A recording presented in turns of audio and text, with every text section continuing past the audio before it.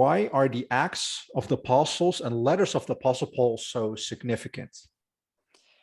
Well, I often talk about the evidential importance of Acts for Christianity. We were just talking about that context of persecution.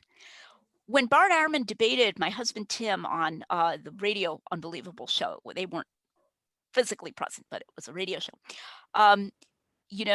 Bart said, well, it's not like they were out on the street corners proclaiming that this was true. And Tim's like, yeah, actually, they were out on the street corners proclaiming that this was true, and thereby inviting persecution.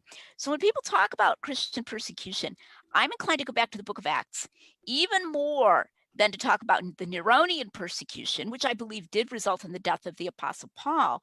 But some of the people dying in the Neronian persecution would have been what we might call second generation Christians. Like they heard it from the apostles. They didn't personally know Jesus.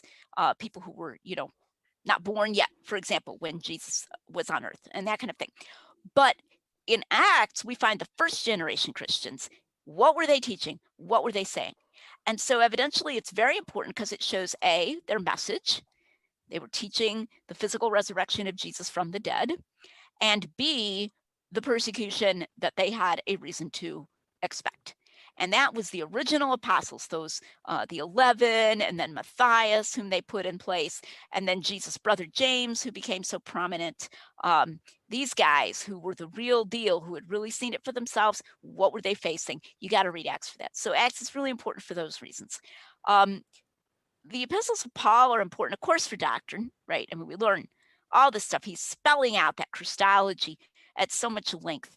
And also, I would say they do confirm Acts. So William Paley has this wonderful book called The Horai Paulini that was a huge influence on my Hidden in Plain View. Yeah, correct. That you should. And that's for free. I mean, you can find that free, by the way, online, The Horai Paulini. Because it's not in copyright because it was from the 1700s, and the editions are all from the 1800s. And he uses the epistles and the Acts to mutually illuminate each other.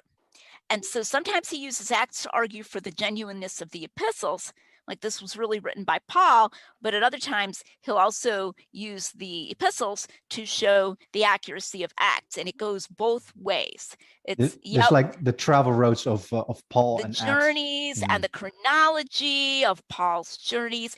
I love to say I can place, let's see if I can name them all. 1st and 2nd Corinthians, Romans, Galatians, what other one? 1st and 2nd Thessalonians. In the book of Acts, often to the verse, like it was here at this point in Acts that Paul wrote this epistle. Correct, even though Acts never mentions any epistle. Like Luke never mentions that Paul wrote an epistle. He never says, and he was writing at this time, or he was concerned about the Corinthians because of their arguments. Then he wrote this epistle, never mentions it. And then he wrote this epistle. It's not in there.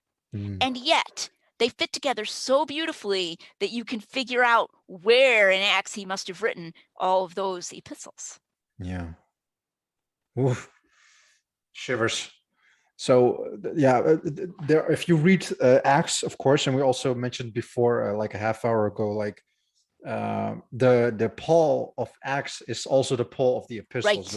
Right. Idiosyncratic. The character is always there, but also like. The map I just showed you, for instance, for like where he went and all the epistles that he wrote, but also like the people that are mentioned, the historical people or the places, or just as the same way as the Gospels. Acts is actually, if it comes to historicity, you cannot. Overwhelming. It's overwhelming. A book I strongly recommend, this one, unfortunately, it's not free. In fact, it's rather pricey, but is the Book of Acts in the Setting of Hellenistic History by Colin. It's just an amazing, I have had my faith so strengthened by reading, page after page after page of little incidental confirmations. And if the Lord spares me and gives me strength, after I finish a popular level book I want to write on the Gospels, I would like to do a popular level book on Acts, where I take some of that stuff that's so scholarly and maybe seems a little bit dusty or esoteric in humor, and I try to bring it to a level that is very accessible, that can be used in the church. So